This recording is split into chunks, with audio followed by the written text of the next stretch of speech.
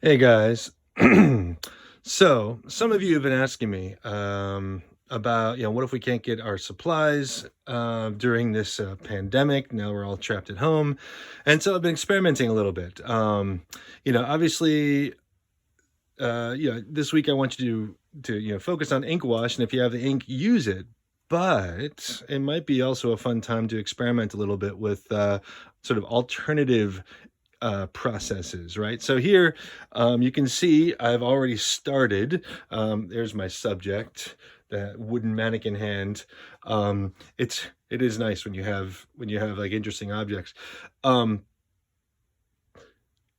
this is a tea wash that I've already started. There are tea paintings that are hundreds of years old in China and Japan, and tea it lasts a long time. I also have brewed up. Oh, and by the way, making the tea. Um, It's, 3 extra large tea bags. Now, even this tea is maybe not strong enough. You can see I kind of started with a wash, but this wash is like still pretty light. It's beautiful, warm tone. But I'm going to see if I can figure out how to boil this tea down and maybe concentrate it, make it a bit more syrupy. But that's later on. I've also made super concentrated coffee. All right.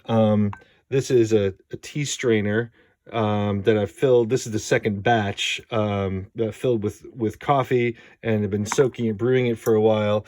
So I did that twice with this particular your cup. So I haven't really experimented with it. I'm about to do that right now. All right. So if I use my coffee here, and of course this is not the coffee that I drink. I got to be careful not to dip into the wrong coffee. Yeah, it's not too bad. It's about the same concentration as the tea. Oh, there's some sediment in there, which, to be honest, I kind of don't mind. I tried to strain out the sediment as much as possible. But, you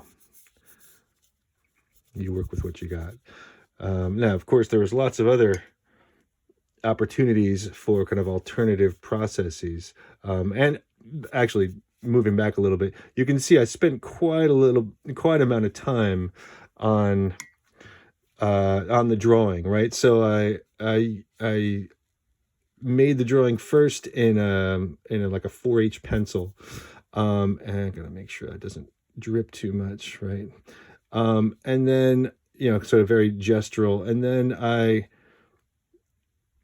used a 6H pencil, or sorry, a 6B pencil, big difference, and